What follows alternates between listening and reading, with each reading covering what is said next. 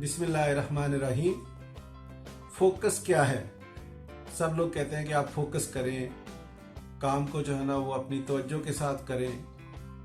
Focus actually ये भी एक हैबिट है और इसकी आदत अपनाई जाती है। जैसे मैं पहले वीडियोस में भी कहता हूँ, you can learn anything, you can unlearn anything. तो फोकस करने की भी एक आदत है जो कि अपनाई जाती है। आमतौर पे इसके बारे में कहा जाता है कि अगर फॉर एग्जांपल आप अपने बेड पे लेटे हैं और आपके सामने दीवार है, आप एक दीवार के ऊपर एक नुक्ता लगाएं सामने, जहां पे आप लेट के आसानी से जो है ना वो नुक्ता देख सकते हैं।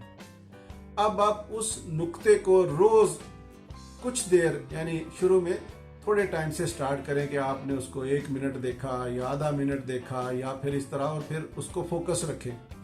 आस्ता आस्ता इस आदत को डेवलप करें और आप उस नुक्ते को रोज देखते रहें।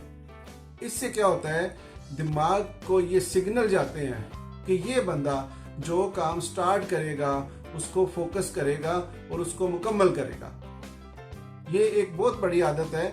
अगर हम इसको अपनाएंगे तो ये आपके लिए कामयाबी के बहुत जल्दी स्टेप जो है ना ये तय करेगा। अगर वीडियो अच्छी लगी हो तो प्लीज उसको लाइक और सब्सक्राइब करें। Thank you.